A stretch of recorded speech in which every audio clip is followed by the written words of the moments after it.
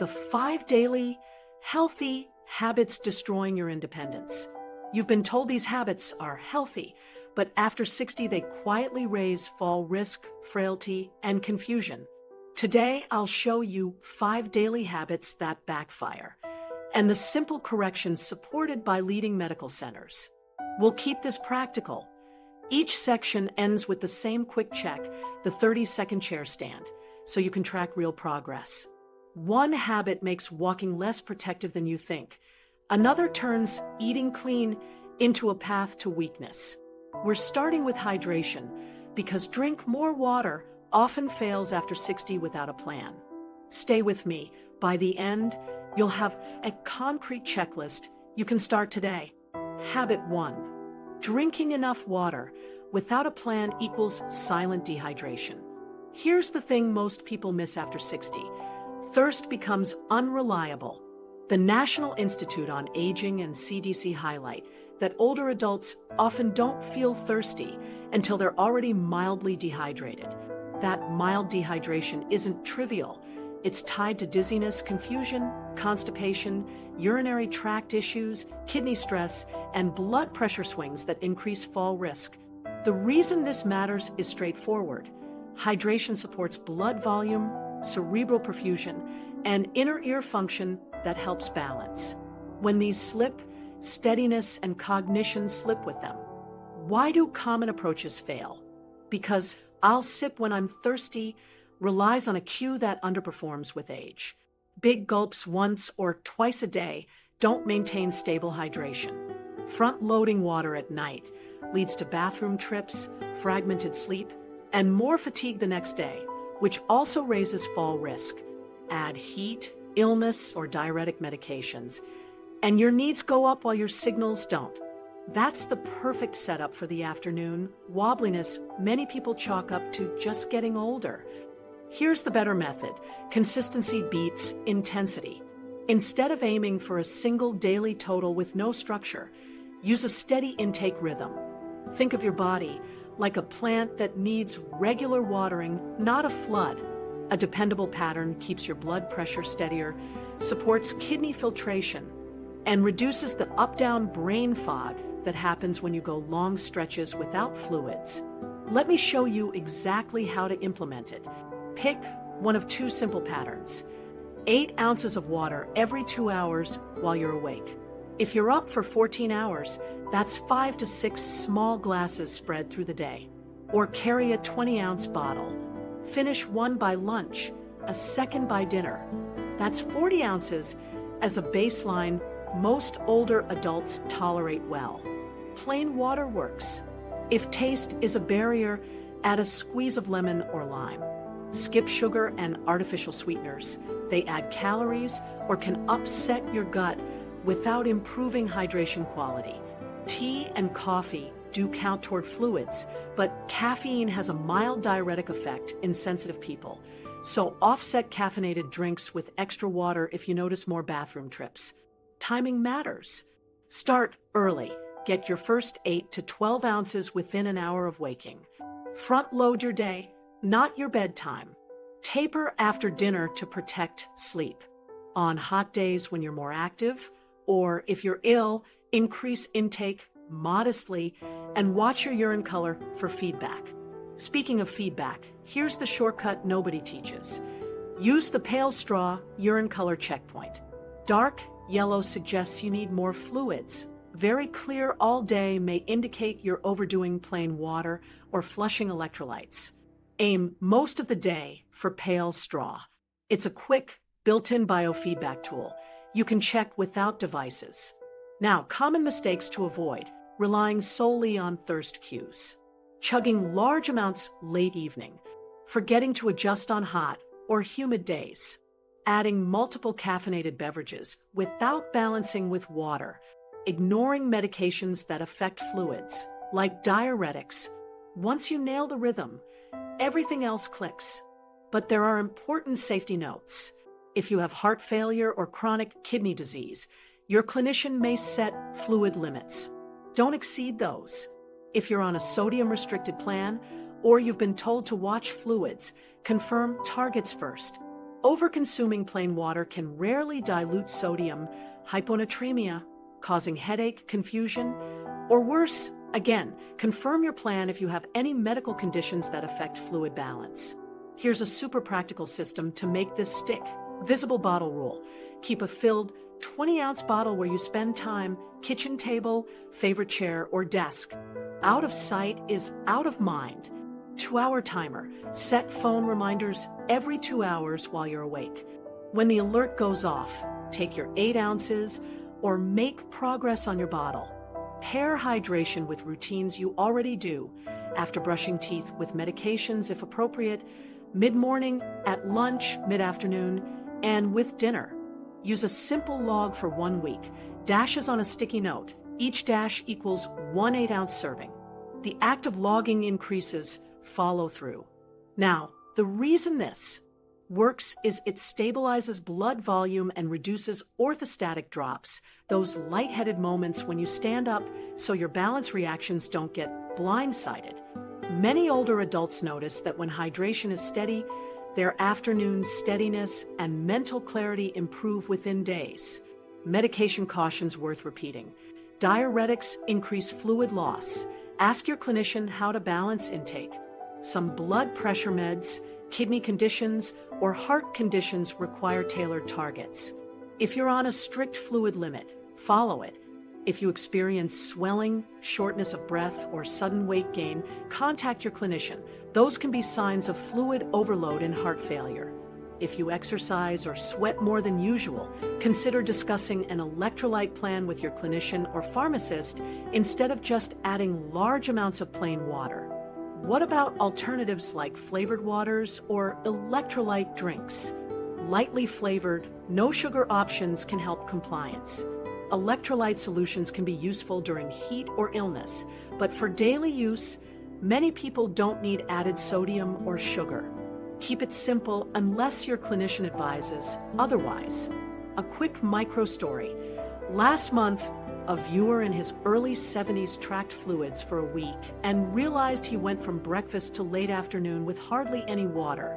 He switched to the 2-bottle system and reported fewer dizzy spells when getting up from a chair by day 4. The change wasn't dramatic, it was consistent. If you remember nothing else, remember this.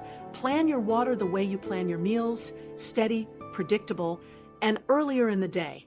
That's how you convert drink more water from vague advice into a fall prevention tool you can feel within days. Try this today. Log your first 40 ounces before dinner using the 2-bottle method or the 8 ounces every 2 hours rhythm. Use the urine color checkpoint. Aim for pale straw most of the day. This evening, perform the 30-second chair stand. Sit in a standard chair, arms crossed, and count how many full stands you complete in 30 seconds. Note not just the number, but how steady you feel on the first 2 stands. Most people feel a noticeable drop in lightheadedness within 72 hours when hydration is consistent. One last tip to keep your nights calm. Finish most of your fluids by late afternoon, then sip with dinner. Add a small sip before bed, only if you're thirsty. That balance supports both hydration and sleep quality, which you'll see matters even more in the sections ahead. Hydration helps, but walking alone won't prevent frailty. Here's the trap we need to fix next. Habit 2. Daily walk only equals cardio without strength. Walking is good for your heart, joints, and mood. But here's where most people mess up. Walking alone doesn't build the lower body strength and power you need to get out of a chair, climb stairs, or catch yourself during a trip. The Mayo Clinic's fall prevention guidance is clear. Balance and strength work are essential to reduce falls. Walking is cardio. Independence also requires force production, single leg control, and quick reactions. If those aren't trained, you stay vulnerable even with a daily walk. Why does this happen? Walking on flat ground is mostly repetitive, submaximal effort. Your legs move, but they aren't asked to push hard enough to signal your body to build or maintain muscle. With age, fast-twitch muscle fibers decline unless you keep training them. Those fibers are your brakes and springs. They help you stand fast, step high, and recover when your foot catches the edge of a rug. Lose them, and daily tasks feel heavier, balance gets shakier, and one misstep becomes a fall. The better method is to convert your walk into functional training by adding tiny strength and balance elements. Keep the walk. Cardio has big benefits, but bolt on short, targeted work that teaches your legs to produce force, your ankles to stabilize, and your core to support posture. You don't need a gym. You need 2 minutes of structured, repeatable movements that hit what walking misses.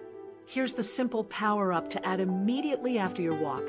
10 chair stands. Sit in a standard chair, arms crossed, stand up fully, sit back with control. That's 1. Do 10. This trains quads, glutes, and the exact skill of getting up. 20 calf raises. Stand tall, hold a counter lightly, rise onto your toes, lower with control. That protects ankle stability and push-off strength. 10 wall push-ups. Hands on a wall at chest height, body straight, lower and press. This builds upper body support for using handrails and catching yourself. Heel to toe line walk. 20 steps, place heel to toe in a straight line, eyes forward, light counter support if needed. This drills balance and foot placement accuracy. The reason this 4-move finisher works is it loads the joints safely, practices critical transitions, and adds single line control.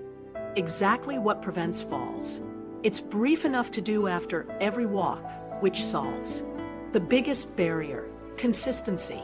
Now, before we continue, you need to understand progression. The body adapts to challenge. If you walk the same flat route at the same pace forever, your fitness plateaus. Once the power-up feels manageable, make one progression at a time. Route variation. Add small hills or a block with gentle inclines twice per week to demand more from glutes and calves. Time or pace. Every 7 to 10 days, add 2 to 3 minutes to total walking time, or insert 1 minute of a brisker pace every 5 minutes. Light load. Wear a small backpack with 1 to 2 pounds of soft weight. If tolerated, increase by 1 pound per week up to a comfortable limit, only if balance is solid. Strength reps. Move chair stands to 12, calf raises to 25, wall push-ups to 12, line walk to 24 steps, slow, controlled, no rushing. Here's the shortcut nobody teaches. Anchor the power up to the end of your walk so it happens automatically. Shoes off, water sip, then straight into the 2-minute sequence. If you delay, it slips. Common misses to avoid. Same flat loop for months with no change. 0 single leg or narrow base work, so balance never improves. Skipping sit to stand practice, even though it's the most practical strength drill for independence. Rushing reps. Speed hides weakness. Controlled tempo exposes it and builds it. Doing progressions when fatigued to the point of wobbling. That's when form collapses. This next part separates beginners from pros. Position and form. For chair stands, scoot forward so your feet are flat and slightly behind knees. Lean chest forward a touch. Drive through heels, squeeze glutes at the top, then sit back under control. For calf raises, avoid rocking. Pause a second at the top. For wall push-ups, keep elbows at about 45 degrees from the body, ribs tucked, body straight. For heel to toe, look ahead, not down. Lightly hover a finger on the counter if needed. Safety matters. Use a sturdy counter or chair for support on balance work. Stop immediately for sharp pain, chest discomfort, or sudden dizziness. If getting up from a chair is hard, start with higher chairs or add a cushion. If your knees complain, reduce range, slow down, or split reps into 2 sets. If you've had recent falls or use an assistive device, do the balance step with more contact support and fewer steps. A quick micro story. A viewer added the power up after her daily 20-minute walk. Week 1, she managed 8 chair stands and wobbled during line walks. By week 3, she hit 12 chair stands smoothly, and her heel-to-toe steps felt steady. Her comment was simple: stairs don't feel like a fight anymore. It clicked because she finally trained what walking alone wasn't touching. If you remember nothing else, remember this: walking keeps you moving, strength and balance keep you independent. You need both, and 2 minutes is enough to move the needle if you do it every time. Let me show you exactly how to start today. Do your usual walk. Immediately perform the 2-minute power-up. 10 chair stands, 20 calf raises, 10 wall push-ups, 20 heel-to-toe steps. If any drill feels unstable, increase hand support and reduce reps. Your goal is perfect form, not exhaustion. Put a sticky note on your shoe rack that says, "Power up equals independence," so you never skip it. Medication and condition cautions. If you take medications that can drop blood pressure, stand up slowly between sets and monitor for lightheadedness. If you have osteoporosis, avoid quick twisting and focus on controlled movements. If you have joint replacements or severe arthritis, confirm specifics with your clinician or physical therapist for range and load guidance. Now tie it to your weekly checkpoint. After your power up today, perform the 30-second chair stand test. Sit in a standard chair, arms crossed, stand fully, and sit with control as many times as you can in 30 seconds. Record the number, time of day, and any notes about your walk and fatigue. This test is sensitive to real-world changes. Over the next 2 to 4 weeks, the combo of hydration, consistency, and post-walk strength work often nudges that number up by 1 to 3 reps.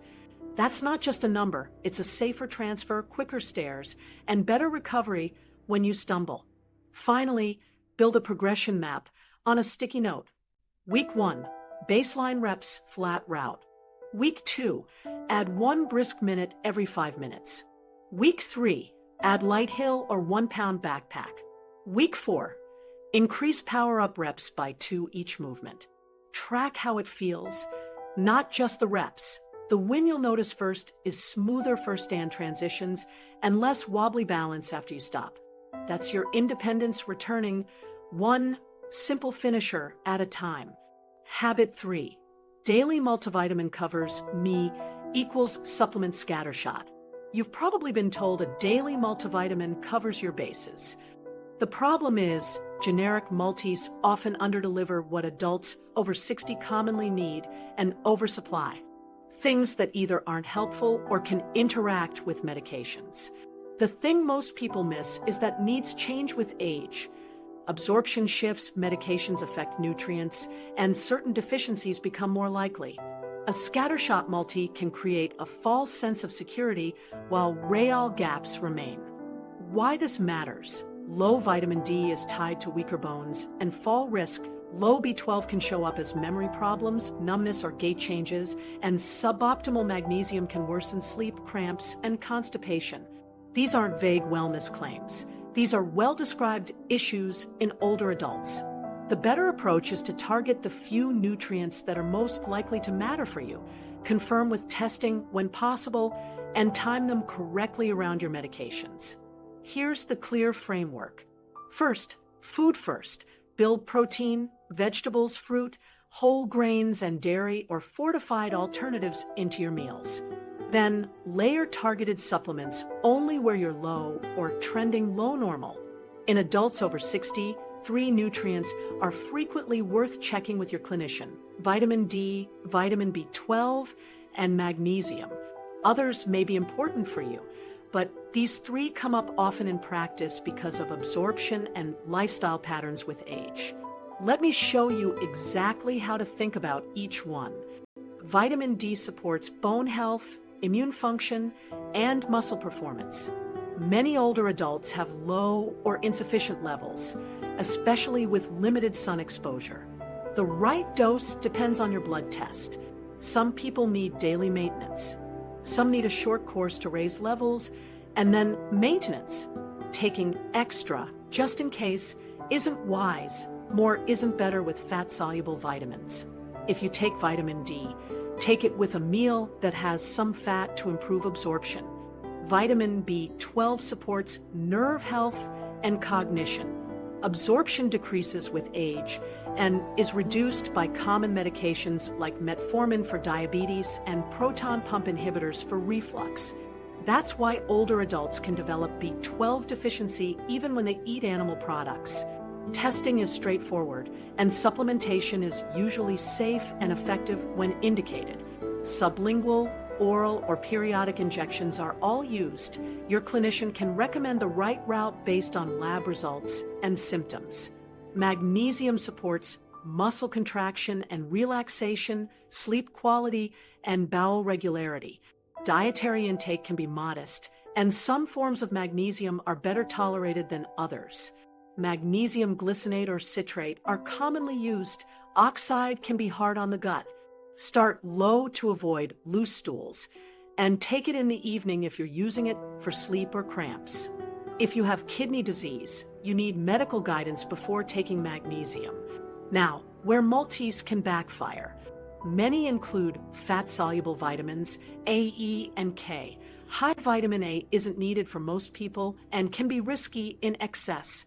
Vitamin E in high doses hasn't shown consistent benefit and may interact with blood thinners. Vitamin K can directly interact with warfarin dosing. Calcium can block absorption of thyroid medication, and iron if taken together. Iron in a multi isn't needed unless you're iron deficient. This is why a one-size-fits-all pill can cause more confusion than clarity. Medication cautions you should know. Magnesium can interfere with certain antibiotics if taken at the same time, separate by at least 2 to 4 hours. Vitamin D should be guided by your clinician if you have a history of hypercalcemia, certain parathyroid disorders, or granulomatous diseases. Vitamin K interacts with warfarin. Any change should be coordinated with the prescribing clinician. Calcium can reduce absorption of levothyroxine, and iron separate by at least 4 hours. B12 is generally safe, but if you're on metformin or a long-term PPI, you're at higher risk for deficiency. Testing is smart. The shortcut nobody teaches. Replace the broad multi with a checklist and a conversation. Write down everything you take: prescriptions, over-the-counter meds, vitamins, and herbal products with doses and timing. Bring that list to your pharmacist or clinician and ask 2 questions. What's redundant and what interacts with my meds?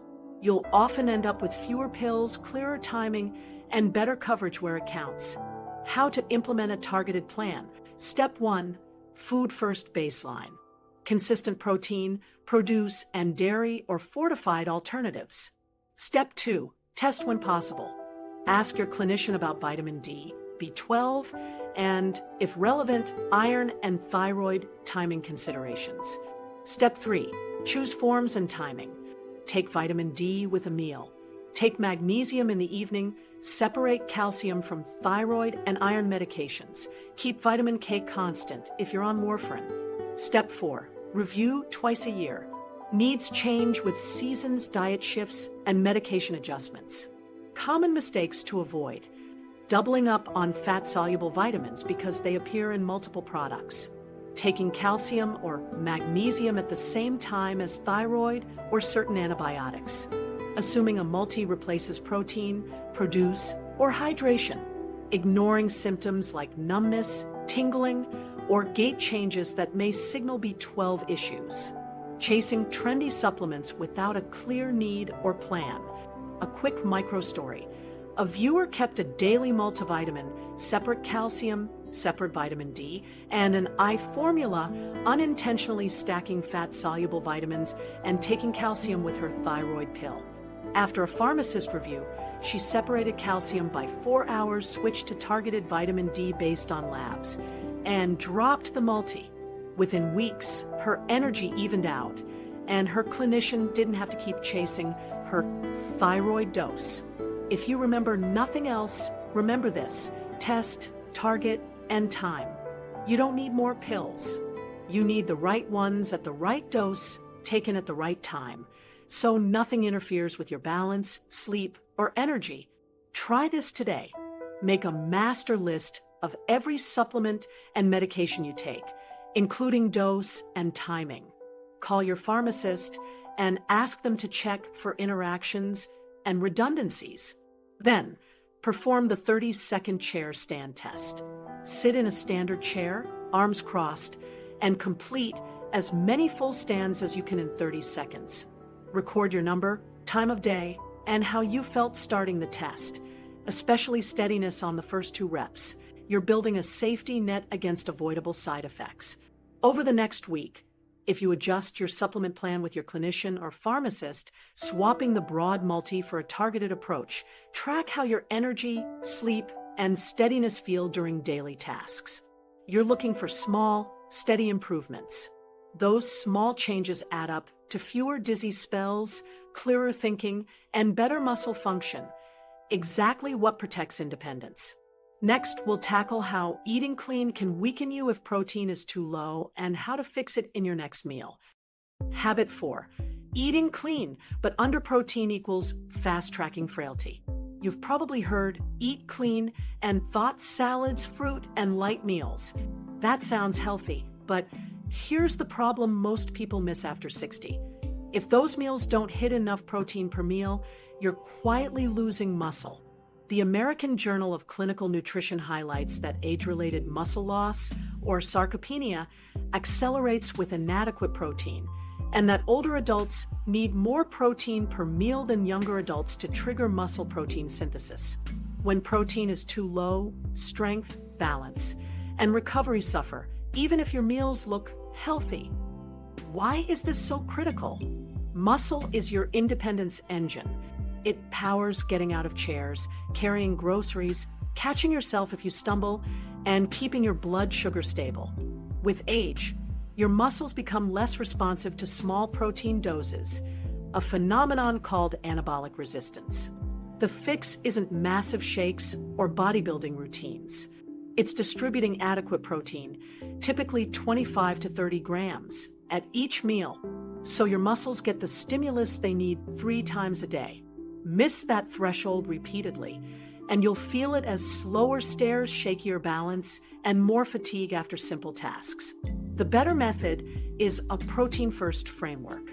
Instead of building meals around sides and adding a little protein, flip it. Anchor each meal with a palm-sized protein, then add vegetables, fruit, and whole grains. This ensures you hit the per-meal trigger dose that turns on muscle building and repair. It's not about eating huge portions. It's about the right portion of the right food at the right time. Here's what that looks like in practice. At breakfast, choose options that deliver 20 to 30 grams, 2 to 3 eggs with a side of Greek yogurt, a cup of Greek yogurt with nuts and berries, cottage cheese with fruit, or a protein oatmeal made by stirring in a measured scoop of protein powder after cooking. At lunch, go with a chicken breast, turkey slices stacked thicker in a sandwich, a salmon fillet, or a hearty bean and lentil bowl with enough legumes to reach the target. At dinner, lean beef, pork, fish, tofu, tempeh, or a generous serving of beans and quinoa works. Between meals, protein-forward snacks, Greek yogurt, cottage cheese, cheese with nuts, edamame, or a small shake. Help fill gaps. Now, here's the shortcut nobody teaches. Use the palm rule. 1 palm-sized portion of protein per meal, roughly the thickness and width of your palm, gets most older adults close to the 25 to 30 gram range, depending on the food. For yogurt or cottage cheese, think about 1 cup. For beans, aim for at least a cup to approach the target. It's a fast, no-scale check that keeps you consistent. Common misses that derail progress. Healthy salads with only a few chickpeas or a sprinkle of nuts. That's not enough. Grazing all day on fruit and crackers without ever hitting a per-meal protein threshold. Skipping breakfast, or choosing only toast and jam, which misses the morning protein window. Relying on tiny portions of protein to be light, then wondering why strength stagnates. Before we continue, you need to understand distribution. The body doesn't bank protein like it banks body fat. A big protein dinner doesn't make up for a near zero breakfast, and lunch Older adults respond best to even distribution, morning, midday, and evening. Practically, that means you'll likely feel stronger and steadier in the afternoon if you front-load some protein at breakfast. Many people notice they stand up easier and don't crash midday once breakfast includes 25 to 30 grams. Special considerations matter. If you have chronic kidney disease, protein needs can vary by stage. Work with your clinician or a renal dietitian to set safe targets. If appetite is low, go for protein density. Eggs, Greek yogurt, cottage cheese, soft fish like salmon, or a measured protein shake. If chewing is hard, use softer proteins and soups with blended legumes. If you're plant-forward, combine legumes with tofu, tempeh, or seitan, and make portions generous enough to reach the threshold. Let me show you exactly how to troubleshoot a clean menu that's under protein. Start with your next meal. Write down what you plan to eat. Estimate protein quickly. Eggs are about 6 grams each. A cup of Greek yogurt is around 15 to 20. 3 ounces of cooked chicken is roughly 25. A cup of beans is about 15. If your tally is under 25, add a protein booster. Another egg, a half cup of cottage cheese, a bit more chicken, or a measured scoop of protein powder stirred into oatmeal or a smoothie. That small change is often the difference between losing muscle and maintaining it. Now, the reason this works is biology. Muscle protein synthesis is triggered by essential amino acids, especially leucine. Older muscle needs a higher leucine signal, which is why the 25 to 30 gram target works better than 10 to 15 grams. You don't need to know the biochemistry. You need to hit the dose consistently. That's what preserves strength, balance reactions, and recovery from activity. Common mistakes to avoid. Counting vegetables as protein. They're great, but they're not protein. Assuming nuts alone will get you there. They help, but the portion required is large and adds a lot of calories. Letting protein powders replace meals entirely. They're a tool, not the foundation. Food first, supplements as backup. Ignoring hydration and sleep. Protein works best when the rest of your routine supports recovery. A quick micro story. One viewer, 72, was eating a clean bowl of oatmeal with fruit every morning and a light salad lunch. She added 2 eggs to breakfast and doubled the chicken at lunch to reach 25 to 30 grams each meal. Within 3 weeks, she reported easier chair stands and steadier steps when turning quickly in the kitchen. Nothing else changed, just protein distribution. If you remember nothing else, remember this: protein isn't a bodybuilder thing. It's a stay-independent thing. Hit 25 to 30 grams per meal 3 times a day, and you'll feel the difference in everyday movements within a couple of weeks. Medication and condition cautions. If you've been told to limit protein due to kidney disease, get personalized targets. If you take levodopa for Parkinson's, timing protein away from doses may help. Ask your clinician. If you use warfarin, keep vitamin K intake steady, especially with leafy greens, and coordinate with your clinician when changing diet patterns. Try this today. Add 20 to 30 grams of protein to your next meal using the POM rule and quick estimates. Then, perform the 30-second chair stand. Sit in a standard chair, arms crossed, and complete as many full stands as you can in 30 seconds. Record the number, time of day, and how steady you felt on the first 2 reps. Over the next week, aim for 25 to 30 grams at breakfast, lunch, and dinner. Watch for small wins, smoother first stands, fewer wobbles, and more stable energy between meals. Those are the early signals your plan is working. Habit 5, flexible sleep schedule equals chronic circadian jet lag. Now, for the habit that quietly undermines everything, a flexible sleep schedule. A regular bed and wake times create chronic circadian jet lag, the same internal confusion you feel after flying across time zones, but happening at home every week. Johns Hopkins sleep research shows that consistency strengthens deep sleep, supports immune function, stabilizes hormones, and is linked to lower dementia risk.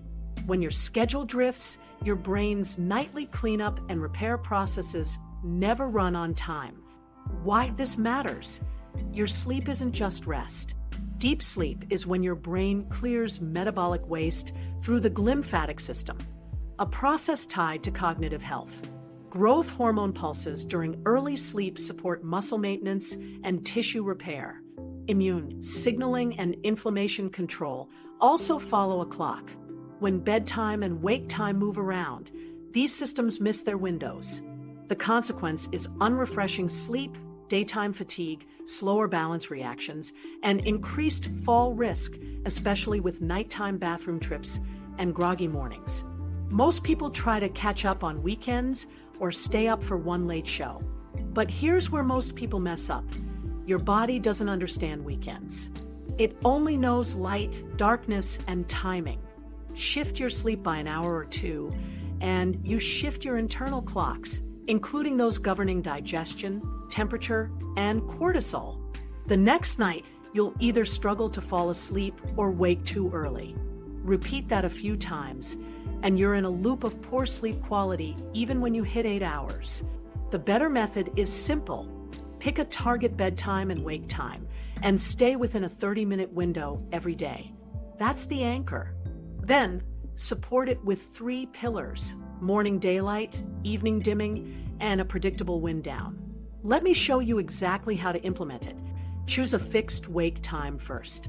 Wake time drives the rest of your day. If 7 a.m. fits your life, set that as your anchor. Get morning daylight within 1 hour of waking. 10 minutes outside is enough on bright days. Aim for 15 to 20 on cloudy days. This light exposure sends a strong daytime signal to your brain, locking in your clock and promoting melatonin release about 14 to 16 hours later. Set a bedtime that allows 7 to 8 hours before your wake time. Protect a 30-minute consistency window. If your bedtime is 11 o'clock, keep it between 10:45 and 11:15, 7 days a week. Evening environment is your next lever. 1 hour before bed, dim overhead lights and use lamps. Blue-rich LEDs and bright screens delay melatonin. If you must use devices, switch to night mode and lower brightness, but ideally cut screens entirely 30 minutes before bed. Keep your bedroom cool, dark, and quiet. A room temperature around 65 to 68 degrees Fahrenheit helps your core temperature drop, which is necessary to fall and stay asleep. Build a 15 to 20-minute wind down routine that repeats nightly. The content isn't magic, the consistency is. Read a paper book, stretch gently, or practice 5 minutes of the breathing pattern you learned earlier. Inhale 4, hold 4, exhale 6. That longer exhale engages your parasympathetic system, easing the transition to sleep. If thoughts keep spinning, use a pad to jot tomorrow's tasks, then close it. Externalizing worries reduces cognitive arousal. Common misses to avoid: weekend drift, staying up late, and sleeping in just a little. That small drift compounds quickly. Late night news or stimulating content that raises stress and cortisol right before bed. Bright kitchen or bathroom LEDs after your wind down starts. Swap to softer bulbs or night lights. A warm bedroom or heavy blankets that trap heat, being too warm fragments sleep. Caffeine afternoon. Caffeine's half-life can keep it in your system late into the evening, even if you fall asleep. Now, here's the game changer nobody talks about. Use a bedtime alarm. We set alarms to wake up, but an alarm 1 hour before bed signals start wind down. When it goes off, dim lights, prep for the next day, and start your routine. This habit prevents the just one more episode spiral. Night waking is common after 60, often for the bathroom. Reduce trip hazards to cut fall risk. Use motion-activated night lights along the path to the bathroom, clear clutter, and wear grippy slippers. If you wake and can't fall back asleep after 20 minutes, don't lie there frustrated. Get up, keep lights low, do a quiet, low-stimulation activity like reading, then return to bed when sleepy. If you nap, keep it early and short, 20 minutes before 2 p.m. long, or late naps push bedtime later and weaken sleep pressure. If insomnia persists, cognitive behavioral strategies for insomnia, CBTI, are evidence-based and often more effective than sleep medications in the long term. Talk to your clinician if sleep difficulty lasts more than a few weeks. Progress doesn't require perfection. If your current schedule is highly irregular, shift gradually 15 minutes earlier or later every few days until you hit your target. Protect the wake time most fiercely. If you sleep poorly one night, still wake at your anchor time and get morning light. It'll make the next night better. Medication and health cautions. If you take sedatives, sleep aids, or medications that cause drowsiness, ask your clinician about timing and fall risk. If you use diuretics, discuss moving doses earlier to limit nighttime bathroom trips when appropriate. If you snore loudly, gasp, or have morning headaches or uncontrolled blood pressure, ask about evaluation for sleep apnea. Treating it improves cognition, energy, and safety. A quick micro story. A viewer kept a flexible schedule, sleeping midnight to 7 a.m. some nights and 10 p.m. to 6 a.m. others, with weekend drift. She adopted a 6:30 a.m. wake time, 10 minutes of morning light, and a no news after 8 p.m. rule. By week 2, she stopped the 3 a.m. awakenings and reported steadier steps during early morning bathroom trips. If you remember nothing else, remember this. Your brain runs on rhythm. Lock your wake time, get morning light dim before bed, and keep the 30-minute window. That rhythm restores deep sleep and daytime steadiness, and lowers fall risk during night trips to the bathroom. Try this today. Pick a fixed wake time. Set a bedtime alarm 1 hour before your planned bedtime. Tomorrow morning, get 10 minutes of outdoor light within an hour of waking. Tonight, shut screens 30 minutes before bed and dim lights. Then, tomorrow afternoon, perform the 30-second chair stand. Sit in a standard chair, arms crossed, and complete as many full stands as you can in 30 seconds.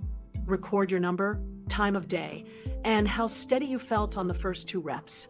Over the next 2 weeks, watch how a consistent schedule, plus morning light, nudges that number up and reduces wobbly starts. That's your circadian system paying you back. Habit 6. Just breathe normally. Under stress equals sympathetic overdrive. Now, you might be thinking, breathing is automatic. Why would I need to train it? Here's the thing most people miss. Shallow, rapid breathing keeps your stress system switched on.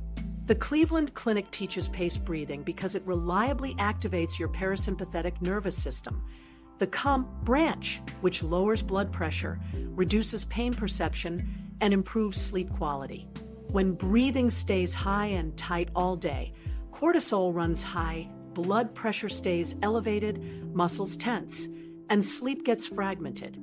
That's sympathetic overdrive, and it chips away at balance, reaction time, and recovery without you realizing why your day feels harder. Why this matters after 60. Stress reactivity climbs while recovery slows. Rapid chest breathing reduces carbon dioxide too much, which can cause lightheadedness and tingling, and it pushes your nervous system toward fight or flight. Your heart rate rises, small postural muscles tighten, and you're more likely to feel unsteady when you stand, turn, or reach. Train your breath, and you train your autonomic brakes. That steadier baseline shows up in calmer blood pressure readings, fewer pain spikes, and better sleep architecture, key ingredients for fall prevention and mental clarity. Here's the better method. Slower nasal inhales, a brief, comfortable hold, and a slightly longer exhale. The longer exhale is the lever that tilts your nervous system toward rest and digest. The Cleveland Clinic's paced breathing guidance aligns with a simple protocol you can use anywhere. Inhale through your nose for a count of 4, hold for 4, and exhale gently through pursed lips or your mouth for a count of 6. You'll feel the difference in a few cycles. Let me show you exactly how to implement it. Sit supported with your feet on the floor and your back resting against the chair. Place one hand low on your rib cage to cue down and wide expansion, not high shoulder lifting breaths. Set a 5-minute timer. Close your mouth. Inhale through your nose for 4 counts. Feel your ribs widen slightly. Pause for 4 counts without straining. Then exhale softly through your mouth for 6 counts, like you're fogging a mirror gently. Repeat, unbroken, for the full 5 minutes. If 4-4-6 feels hard, drop to 3-3-5 and build up. No forcing, no big gulps. Smooth and quiet is the goal. Now, here's where most people mess up. Forcing huge breaths that cause dizziness. Big volume isn't the point. Steady rhythm is. Holding too long and creating air hunger. Keep the hold comfortable. Practicing only when stressed. Treat this like brushing teeth, daily at a set time. Breathing through the mouth on the inhale. Nasal inhales warm, filter, and regulate airflow better. Anchor the habit to a daily cue so it actually happens. Right after lunch works well. Digestion is starting, energy dips, and a calm reset sets up your afternoon and evening. Set a repeating phone reminder titled 5-Minute Calm Breathing. Over time, this consistency trains a reflex. Under pressure, your body finds the slower pattern faster. The reason this works is physiology. The longer exhale stimulates the vagus nerve pathway, nudging heart rate variability upward, which reflects better adaptability. Blood pressure often drops a few points during practice and stays lower afterward for a while. Muscle tone eases, pain sensitivity reduces, and your brain shifts away from threat monitoring. Many people report falling asleep faster when they do a brief round in the evening, since the nervous system is already primed for downshift. Let me give you 2 practical variations. Box breathing light for beginners. Inhale 3, hold 3, exhale 3, hold 3. After a week, progress to inhale 4, hold 4, exhale 6, no post-exhale hold. Extended exhale focus. Inhale 4, exhale 8 without a hold. If 8 feels long, exhale 6 and build by 1 count each week. Common mistakes to avoid. Shoulders rising with each inhale. Cue lower ribs expanding sideways, not chest lifting. Jaw clenching on the exhale. Keep the jaw loose, lips lightly pursed. Counting too fast. A steady, metronome-like pace works best. Slouching forward. Back support prevents accessory muscle overuse. Here's a quick micro story. A viewer on 2 blood pressure meds saw afternoon spikes into the 140s/90s. She added 5 minutes of inhale 4, hold 4, exhale 6 after lunch, and again before bed. Within 2 weeks, her afternoon readings averaged 8 to 10 points lower, and she fell asleep in under 20 minutes instead of 45. Same meds, better control, because her stress system wasn't flooring the gas pedal all day. Simple habit, measurable payoff. Medication and condition cautions you should respect. If you're on blood pressure medication, stand up slowly after breathing practice and monitor for dizziness. Your pressure may be lower than usual. If any chest pain, severe shortness of breath, or unusual symptoms occur, stop and seek care. If you have severe COPD or advanced lung disease, discuss breath hold timing with your clinician. Shorter holds or no holds may be safer.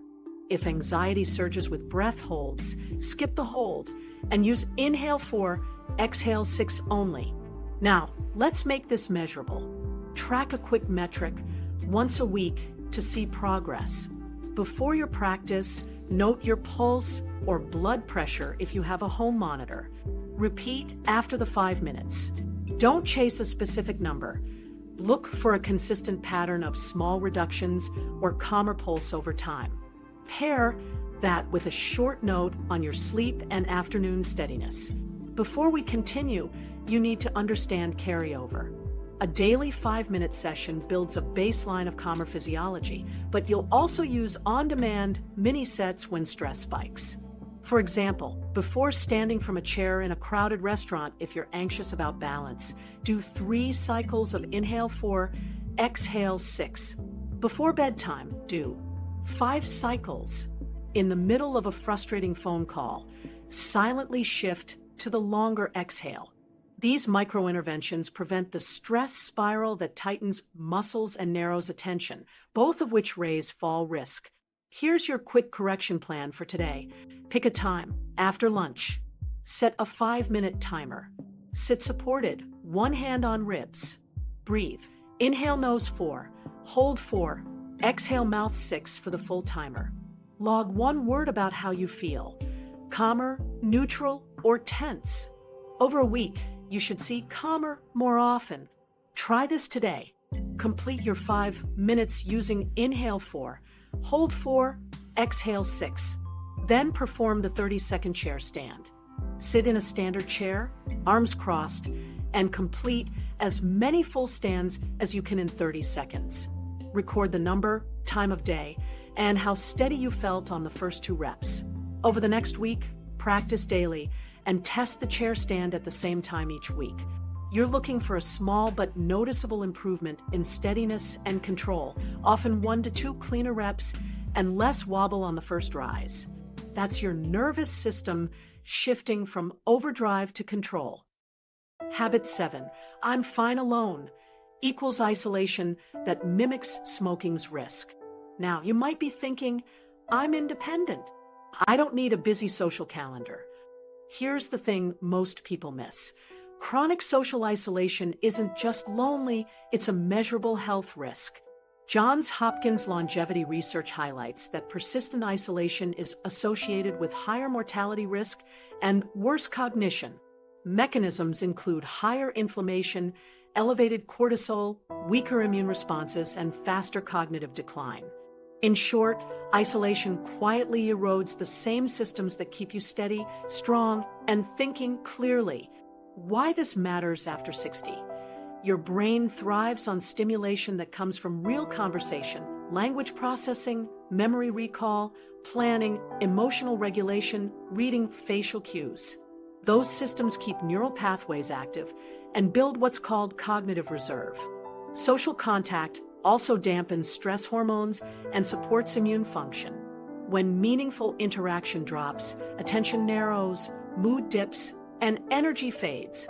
That's when balance gets shakier, activity declines, and independence shrinks, often without you noticing the early slide. What works better than I'll reach out when I feel like it is a simple, scheduled plan. Treat connection like a health appointment you can't miss. Aim for 3 meaningful interactions per week. Meaningful doesn't need to be long or dramatic. A 15-minute phone call that includes real back and forth, a brief coffee meetup, a card game, a faith service, or a class at the senior center all count. Variety helps. Mix 1 call, 1 face-to-face, and 1 group setting if possible. The reason this mix works is it blends cognitive challenge, emotional engagement, and physical movement, exactly what buffers frailty. Let me show you exactly how to implement it. Pull out a calendar. Pick 3 days in the next week and write specific names or events. Monday, 2 p.m., call Carol. Wednesday, 10 a.m., community center balance class. Saturday, 9 a.m., coffee with Bill. Confirm each one with a quick text or call today. Reduce friction by fixing a place and time. Treat these as medical appointments. If something conflicts, reschedule, don't cancel. Here's the shortcut nobody teaches. Combine connection with light activities so you get dual benefits. Walk to the coffee shop. Meet at a park for 10 minutes of daylight, or stand and stretch during a phone call on speaker. These small additions raise heart rate slightly, load muscles, and expose you to natural light, all protective factors layered onto social time. Common misses to avoid: waiting to feel social. Mood follows action. The feeling often shows up after you start, not before. Passive scrolling or TV news replacing conversation. It doesn't deliver the same brain or stress benefits. Dropping groups during low mood or busy weeks. That's when structure matters most. Planning vague. We should get together. Sometime. Invitations. Put dates on the calendar now. Before we continue, you need to understand quality. Not every interaction gives the same return. Aim for at least one conversation each week where you share something real, what's going well, a challenge you're solving, or a plan you're making. That level of engagement recruits memory, emotion, and problem-solving circuits. Short and meaningful beats long and superficial. If you're starting from scratch, here are low-friction options. Call a family member with 3 questions ready. What was a highlight this week? What's one small project you're tackling? How can I help with anything? Join one recurring weekly group at your senior center or library, book club, Tai Chi, tech help hour, or a volunteer shift. Attend faith services or a support group if those fit your values. Try a class with built-in practice at home, choir, beginner language, or gentle strength, so the topic carries into your week. The reason these work is they create commitment and continuity, 2 levers that keep you returning and build relationships quickly. Continuity builds trust. Trust deepens conversation. Deeper conversation delivers the real health payoff. Safety and energy considerations matter. If transportation is a barrier, ask a neighbor, ride with a friend, or explore senior transit services. If hearing loss makes conversation exhausting, mention it up front and choose quieter locations. Consider hearing aid tune-ups. If fatigue is high, schedule interactions earlier in the day and keep them brief but consistent. A quick micro story. A viewer who did fine alone realized he hadn't spoken to anyone in person for 4 days at a time. He scheduled a Tuesday card group and a Friday coffee with a neighbor, plus a Sunday family call. After 3 weeks, he reported better mood, sharper attention when reading, and fewer afternoon naps. Nothing else changed, just consistent, meaningful contact. Now, here's where most people mess up. They aim too big. Start with one recurring weekly event and one standing call at a set time. Recurrence removes decision fatigue. Once those feel automatic, add the 3rd touch point. Keep it the same day and time to reduce friction. If you remember nothing else, remember this. Connection is a health intervention. 3 meaningful interactions per week is a dose. Protect it like medication timing. Your brain and mood depend on it. Practical troubleshooting. If you're anxious before a call, do 3 cycles of inhale 4, exhale 6 to steady nerves. If conversations stall, prepare 2 topics, a question about the other person's week, and a small update from yours. Write them on a sticky note. If a group feels intimidating, arrive 5 minutes early and introduce yourself to the facilitator. They'll often pair you with a friendly regular. What about caregiver load or mobility limits? Virtual counts. A 15-minute video call still engages language, memory, and emotion. If turning on video feels awkward, hold the phone on speaker while you do light stretches, pairing connection with gentle movement. Now, make it measurable with a 2-part check. Part 1, the social calendar. At the start of each week, confirm your 3 interactions. Part 2, a brief mood and energy note after each one. Use a 1 to 5 scale for mood and energy. Over 2 to 4 weeks, you're looking for a trend toward higher numbers or fewer low days. That trend signals meaningful physiological change. Medication and condition cautions. If you're on medications that cause dizziness or drowsiness, schedule outings during your most alert window and use handrails and supportive footwear. If social anxiety is significant or you've had recent grief or depression, talk to your clinician. Short-term counseling plus structured connection often works well. If hearing or vision issues limit comfort, prioritize assistive devices and choose accessible environments, safety improves and conversations become less draining. Try this today. Schedule one connection right now. Pick a name and a time within the next 72 hours. Add one recurring weekly event to your calendar. After that call or meetup, perform the 30-second chair stand. Sit in a standard chair, arms crossed, and complete as many full stands as you can in 30 seconds. Record your number, time of day, and 2 words for mood and energy. Repeat this pattern for the next 2 social interactions this week. You'll feel the lift before you see the numbers change.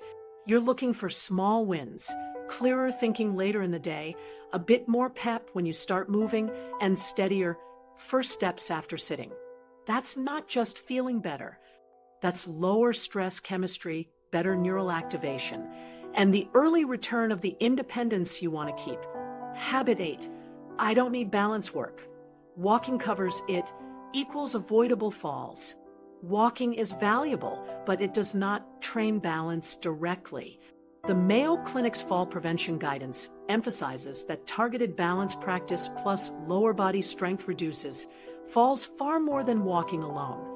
Balance declines with age because the 3 systems that keep you upright, vision, inner ear, vestibular, and proprioception, lose precision without practice. When those signals go fuzzy, a small trip becomes a hard fall. The fix isn't hours of exercise. It's brief, daily drills that specifically challenge your balance safely and progressively. Why this matters after 60. Balance reactions are time sensitive. If you catch your toe on a rug, your body has about a quarter second to organize a step, stiffen the ankle, and correct your center of mass. Without regular practice, that response slows. Research-backed fall programs work because they expose you to small, controlled wobbles while you're supported, teaching ankles, hips, and core to respond faster. Daily practice compounds quickly. Many people feel steadier within 3 weeks. Now here's the better method. 3 micro drills done consistently, tied to routines you already do. We're going to use safe setups, short bouts, and clear progressions. The goal is quality, not exhaustion. You'll have a counter or sturdy chair within reach at all times. Shoes on, floor clear. Drill 1, single leg stance with counter support. Stand side on to a kitchen counter. Fingertips resting lightly. Lift 1 foot an inch off the floor. Hold for up to 20 seconds, then switch legs. The what is simple. Stand tall, eyes forward, ribs stacked over hips, ankle of the standing leg active. The why is ankle strategy. Your ankles learn to make tiny corrections that prevent big wobbles. If 20 seconds is easy, reduce finger contact rather than closing your eyes. Keep vision open for safety. Drill 2, heel-to-toe line walk. Along the counter, place your heel directly in front of the opposite toe and walk 10 to 20 slow steps. Eyes forward. Keep light contact on the counter if needed. This narrows your base of support. Exactly what happens on curbs, tight hallways, and around furniture. Go slow and deliberate. If you lose the line, reset and continue. The focus is foot, placement accuracy, and trunk control, not speed. Drill 3, sit to stand practice. From a standard chair, arms crossed, stand up fully, and sit with control for 5 reps. This reinforces the transition you use dozens of times daily and strengthens quads and hips, which support balance. If arms crossed is too hard, place hands on the chair briefly for assistance or start from a slightly higher seat. The reason these 3 work together is they cover the big balance strategies: ankle corrections, single leg stance, narrow base control, and stepping accuracy, line walk, and power plus joint alignment in transitions, sit to stand. They're brief enough to do every day, which is why they outperform longer, sporadic sessions. Before we continue, you need to understand progression and safety. Progress happens when you slightly increase challenge without compromising safety. Always have support within reach. Remove clutter, avoid slippery socks, And use shoes with grip. Do drills when you're alert, not when fatigued. Stop immediately for pain, chest discomfort, or sharp dizziness. If you've had recent falls, use more contact support and fewer seconds or steps. Progression options, one at a time. Single leg stance. Decrease fingertip pressure. Add a gentle head turn side to side. Build to 25 to 30 seconds only if rock steady. Line walk. Increase steps to 20, then slow the tempo. Eventually, lightly hover a finger instead of holding. Sit to stand. Add 1 or 2 reps, or pause for a 1 count just above the seat before standing to increase control. Common misses to avoid. No support nearby. Always set up next to a sturdy counter or heavy chair. Pushing too fast too soon. Quality beats quantity. Practicing when tired or rushed. Balance work requires attention. Closing eyes early. Keep vision open. We're not removing sensory systems at the start. Skipping daily consistency. Balance is use it or lose it. Here's the shortcut nobody teaches. Pair drills with existing routines so you never forget them. While brushing your teeth, do single leg stance, 20 seconds per leg with the counter under your fingertips. After breakfast, do the line walk along the counter, 10 to 20 steps. Before lunch, do 5 sit-to-stands. Total time, under 3 minutes. Because the cues already exist, adherence goes up and results show up faster. Form cues that keep you safe and effective. Single leg stance. Think tall through the crown of the head. Ribs stacked over hips. Gentle bend in the standing knee. Ankle alive but not locked. Line walk. Eyes on a target at eye level. Slow and steady foot placement. Hips pointing forward. Sit to stand. Scoot forward. Feet under knees. Slight forward lean to load hips. Drive through heels. Stand tall and lower with control. A quick micro story. One viewer started these drills after a near fall on her back steps. Week 1, she needed full hand contact for the line walk and wobbled every few steps. By week 3, she used just a fingertip and reported catching herself during a misstep in the garden. No fall, no injury. Same house, same steps, better balance reactions. Medication and condition cautions. If you take medications that lower blood pressure or cause dizziness, stand slowly and monitor symptoms. If you have neuropathy, keep more contact support and focus on visual control during line walks. If you've had joint replacements or severe arthritis, keep ranges comfortable and emphasize slow control. Consult your clinician or PT for specifics. The reason this practice changes real life is specificity. You're training the exact components that fail during falls, ankle corrections, precise stepping, and controlled sit-to-stand transitions. That's why you feel steadier getting out of chairs, turning in tight spaces, and stepping onto curbs. Small daily doses create fast neurological adaptations. Now, let's make it measurable. Today, complete the 3 drills as outlined. 20 seconds per leg, single leg stance with counter support, 10 to 20 heel-to-toe steps along the counter, and 5 sit-to-stands. Immediately after, perform the 30-second chair stand test. Sit in a standard chair, arms crossed, and complete as many full stands as you can in 30 seconds. Record the number, time of day, and a quick steadiness note. Did the first 2 reps feel controlled or wobbly? Track weekly at the same time, with the same chair. Balance training often improves the quality of your first few reps before it increases your total count. Look for smoother first stands, cleaner foot placement when turning, and less hesitation starting movement after sitting. Those are early wins that predict fewer stumbles. Troubleshooting if you feel stuck, reduce difficulty briefly, more hand support, fewer seconds or steps, then build back up over a week.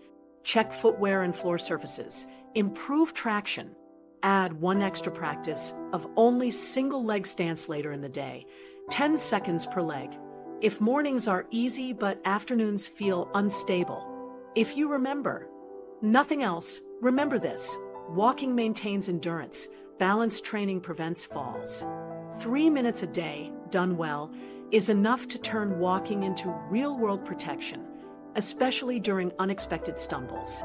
Weekly progress anchor, the 30-second chair stand, as your independence meter. Before we wrap, you need one simple way to see whether these changes are actually helping. The 30-second chair stand is a validated functional test that tracks the strength and power you use to get off the couch, climb stairs, and recover from stumbles. It's sensitive to hydration, protein intake, sleep regularity, stress control, and balance practice, the exact levers you've been tuning. When this number improves, daily life usually feels easier and safer. What counts as a proper rep? Use a standard, stable chair without wheels placed against a wall so it can't slide. Sit tall near the front edge, feet flat and slightly behind your knees, about hip-width apart. Cross your arms over your chest, hands on opposite shoulders. When the timer starts, stand up fully until your hips and knees are straight, then sit down with control so your back touches the chair. That's 1 rep. Rushing and half stands don't count. Keep the same chair and same setup every time so the test stays consistent. Let me show you exactly how to run it. Choose a weekly testing day and time. Say, Saturday at 3 p.m. and stick with it. Warm up with 30 to 60 seconds of easy marching in place to get blood flowing. Set a timer for 30 seconds. Start standing when the timer begins. No, start seated. On go, stand and sit as many full, controlled reps as you can. Count out loud to avoid losing track. When the timer beeps, finish the rep here in only if you've already left the seat. Record the total. Now, here's the game changer nobody talks about. Standardize everything you can. Use the same chair, the same footwear, the same time of day, and similar pre-test conditions. If last week you tested after lunch and a short walk, do the same this week. Consistency lets you detect real change from your habits rather than noise from different testing conditions. Safety first. If you've had recent falls, keep a sturdy counter or chair nearby for support in case you feel unsteady after the test. If you experience chest pain, severe shortness of breath, or sharp joint pain, stop immediately. If you use an assistive device for daily mobility, talk with your clinician or physical therapist about adapting the test with arm support and tracking progress with that same setup. Do not test right after strenuous activity. Fatigue can distort results and form. What mistakes throw off results? Using your arms to push off the chair, switching chairs from week to week, dropping fast without control, and bouncing at the bottom. Also, testing at wildly different times or right after caffeine can change performance. Keep the protocol tight. Form matters as much as count because the first signs of improvement often show up as smoother first reps and less wobble before the numbers climb. Let's connect this to your habit changes so it becomes your independence meter. Hydration consistency often reduces that first stand lightheadedness, so note how the first 2 reps feel. Protein at each meal builds the strength behind later reps, so watch for fewer slowdowns in the last 10 seconds. A regular sleep schedule usually improves steadiness at the start and reduces fatigue mid-test. Paced breathing can calm pre-test jitters and smooth your rhythm. Daily balance drills show up as cleaner transitions and better foot stability when you sit down and stand back up. Use a simple log that captures both reps and context. Write the date, time, total reps, and a few quick notes. Hydration pattern that day, protein at last meal, last night's sleep window, stress level, and whether you did balance drills that morning. Over 4 to 6 weeks, you'll see patterns. For example, you might notice that nights with consistent bedtime and 10 minutes of morning light correlate with 1 extra rep on average. That's valuable feedback you can act on. Interpreting results is straightforward. Your personal trend matters more than any single number. If your count increases by 1 to 3 reps over a month, that's meaningful. If the number holds steady, but the first 2 reps feel smoother and you're less winded, that's progress too.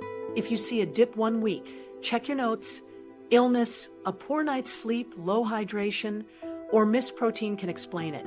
Use dips as prompts to return to basics rather than as discouragement. Here's a practical weekly testing script you can follow. 10 minutes before, drink a small glass of water if you're due and haven't tapered for the night.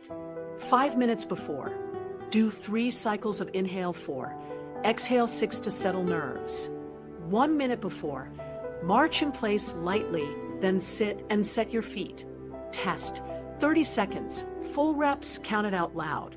After, jot reps and 3. Notes: hydration, sleep window, protein status. Now, let me give you troubleshooting if your number plateaus for 2 to 3 weeks. First, confirm test consistency. Same chair, time. And warm up. Second, check protein distribution. Are you hitting 25 to 30 grams at each meal or loading most at dinner? Third, look at sleep drift. Did weekends push you off your 30-minute window? Fourth, check hydration timing. Are you front-loading your day or sipping mostly at night and waking groggy? Fifth, verify that you're doing the balance micro drills daily. They sharpen those first reps. If everything looks consistent and you're still stuck, add a small progression to your week, not to the test. For example, increase your post-walk power up by 2 chair stands, or add a gentle incline to 2 walks, or add 1 extra set of 5 sit-to-stands on a different day. Small training nudges often show up as 1 more rep on the next test. Medication and health cautions to respect. If you take medicines that lower blood pressure, stand up slowly after the test and monitor for dizziness. If knee pain flares, reduce depth slightly or elevate the seat with a cushion for the test, and keep that setup consistent across weeks. If you've had a recent surgery or acute illness, pause testing until your clinician clears you, then restart with the same protocol. A quick micro story. A viewer-tracked chair stands weekly. Week 1, 10 reps with a wobbly first 2. Week 3, after steady hydration and consistent 25 to 30 grams of protein per meal, she hit 11 with smoother first reps. Week 5, after adding nightly wind down and morning light, she reached 12 and reported easier stair starts.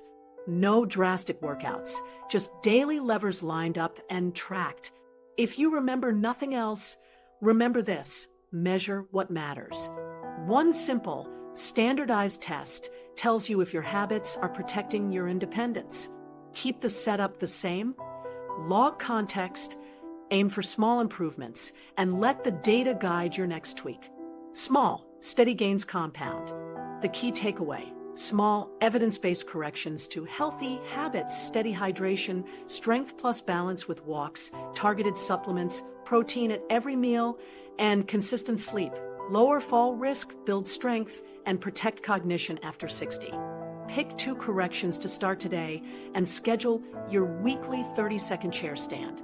Log reps, time, and notes so progress is visible.